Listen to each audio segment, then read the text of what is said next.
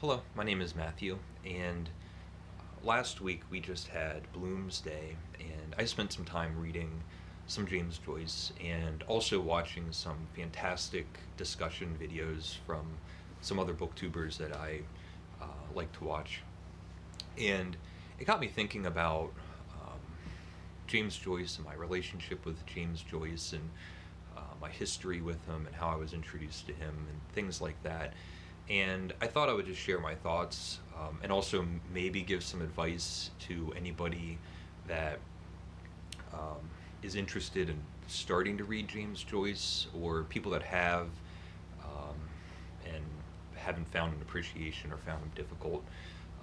Because almost unlike any other writer of the 20th century, um, James Joyce is such a figurehead, has that cult of personality and a huge following and that ardent fanaticism that if you're not familiar with James Joyce or comfortable with him, uh, it can either be very intimidating or just off-putting. Um, More than anyone else, when I'm at a coffee shop reading a book, any old book, um, the amount of times that I've had somebody um, approach me unbidden and bring up James Joyce, and there's a certain kind of James Joyce fan that believes that if you haven't read James Joyce, you have to. And if you've read James Joyce, you have to love him. And also, you can't read anything else. The only person worth reading is James Joyce. And it should be just self evident how silly all of that sounds. Um, but I've heard that and had that discussion um, just through the years. And what's unfortunate is that if you're a teenager or in your early 20s or just an inexperienced reader at any age, um, you can either be tricked or feel pressured into um, reading something and having to love it um, that is just completely unfounded. So, um, if James Joyce is someone that you want to read, that's great. My recommendation, um, which I think is basically pretty standard, is start with Dubliners. Just a handful of short stories. Araby is one of my favorites. The Dead is probably the most famous. Little Cloud, Grace, Clay. There's a handful of them, and um, that's, in my opinion, James Joyce at his most approachable. And since they're short stories, they're the most digestible. And if you like them, you can move on and read Portrait of the Artist. It's a full, kind of a short novel. And again, if you like it, you can swing for Ulysses. And if anybody ever tells you that Joyce is not difficult or um, that Ulysses isn't challenging, they are just lying. These are challenging works that do require effort, and the amount of reward that you'll get can be debatable. Um, I didn't spend too much time reading James Joyce. Went through his whole work in my 20s. I've read Ulysses twice. I know for me, I'm glad that I spent time with the Russians. I think reading Dostoevsky and Tolstoy and Chekhov, Gogol, um, is a much more rewarding venture than James Joyce. Um, I would most accurately I would most comfortably describe James Joyce as a stylist. He's experimental, very inventive with language, um, but not, for me, not too much more than that. Um, the other thing is, if you don't like it, if you read Dubliners and it doesn't do anything for you, um, if you can make the distinction between something being objectively good or bad, and then also your opinion as to whether or not you like it, those are two very different things. You can be confident in your opinion. If you don't care to read James Joyce, you don't have to. Just like any other novel or book, you don't have to read anything. And if you don't get too much time to read, there's you're not doing anything for yourself to struggle and take the pleasure out of reading. Now, if being well read is a goal, if you want to be able to say that you're a literate, well read person, you do kind of have to tackle Ulysses. But if you don't care about that sort of thing, and there's no reason to care about that sort of thing, if you're just reading for pleasure, you can try it, and if you don't like it, there's nothing wrong with that at all. I'm being reserved because it's tricky. There's a huge fan base that will be that is just personally offended if you don't have anything other than soaring words to say about James Joyce. The other thing that I thought I would do is maybe recommend some James Joyce adjacent books. So if you like James Joyce, a handful of books that you might also like. And maybe if you've tried James Joyce and it didn't quite do it for you, some other things that are kind of in the area, I think. So I'll just show a few things.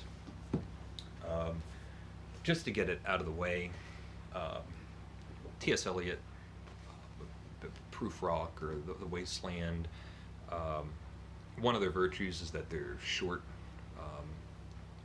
but there's a lot of parallels or comparisons that you can make between Ulysses and the Wasteland. They're full of allusions and lots of things that you can unpack, but you can read the Wasteland in 30 minutes. Then I'll just show this, The Cantos by Ezra Pound, and this is a book that I think is just a hoot. I can't say that I like it. I don't claim to understand it, but it's such a fun book to just flip open to any page and read a few lines. I just think Ezra Pound was a nut. But after that, another Irishman, Samuel Beckett. Any of his novels, any of his plays, short stories, in my opinion, you just can't go wrong. I think there's a lot of similarities, but I find Samuel Beckett to be so much more approachable. He can be difficult. Some of his novels are dense, but I feel that as a playwright, I feel that he had a better understanding that these works are directed towards an audience in a way that James Joyce almost actively refused to admit to. Something more contemporary, Umbrella by Will Self. This is the first of his trilogy. It's Umbrella, Shark, and Phone. Even the title is a Joycean reference, and it's a stylistic exercise, just like Ulysses. That's the entire book is just one block of text. There's hardly any breaks. And it can be great fun. I really enjoy Will Self, and that there's that mental exercise of not understanding things, seeing words that you've never seen before. Um, but just like James Joyce, I don't feel that he's somebody to be taken really seriously. It's a fun book.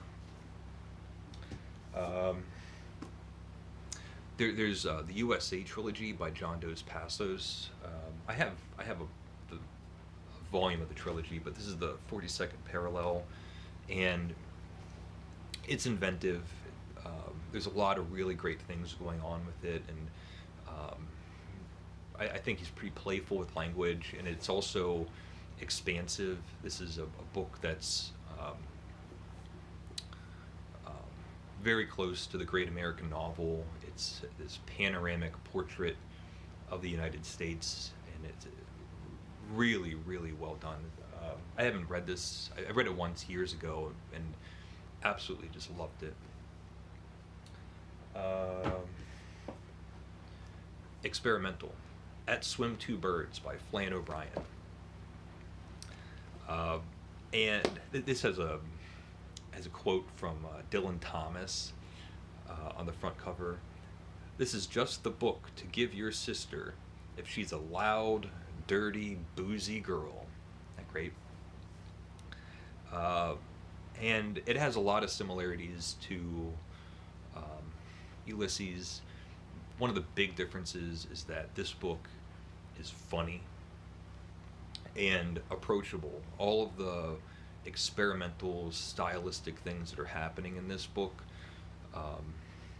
you don't have to suffer through. And Flann O'Brien doesn't want you to suffer. He wants you to read a good book. So, Dylan Thomas again, Under Milkwood, and this is I think it's like a play of voices, and it just takes you around a town in Wales, I believe. I can't remember now. And it again, it's experimental. It has so much more of a lyrical beauty to it, and you can read it in a sitting and be satisfied. And then the writer, above all of them, above James Joyce, is Virginia Woolf. When in my 30s, when I started reading Virginia Woolf, I found a lot of comparisons to the modernist writers like James Joyce, but the beauty of the language, to me, hit my chords much more than anything I found in James Joyce. And there's a credit, there's a reward. Anyway, Mrs. Dalloway is also a day in the life. So, Ulysses is a day in the life. Mrs. Dalloway is a day in the life. And the great thing about Virginia Woolf is you have a lot to read, and she can be challenging. But I feel like I feel like they're approachable. These are kind of relatively normal novels that you can read, and you're not going to get harped on by anybody about how the reason you didn't like it is that you didn't really understand what was going on in the book. Things like that. That you get from James Joyce fans. If you don't like it, it's you just don't understand, which is snobbery. The last thing I just the only other writer that I think has that same kind of fanatical, hyper extreme opinion that people have of James Joyce is Cormac McCarthy. And so Just to give you an idea, this is so similar. So somebody just left me a comment. I read Blood Meridian and didn't like it. I found it kind of boring. And this is the kind of thing that you get um, with Cormac McCarthy fans that you also get with James Joyce. So I'll read this comment. Dude, if you haven't read it at least 10 times and really thought about it, you should not be commenting to the public about the book. First clue, you have 2 cats milling around. Clueless. So, not only is it just pretentious and snobbish and insulting, it's also so easily dismissed. It's not. If you have those kind of conversations in real life, they are not to be taken seriously. If anybody tells you that you have to read James Joyce and you have to love it, the truth is that you don't. And all these books that I just mentioned are all this. They're all of them are all the same. As long as you can appreciate your opinion is different than a book being objectively good or bad. So I'll end there. I guess I should also say that I like James Joyce. I don't love him. Leave a comment if you would like. Thank you for watching.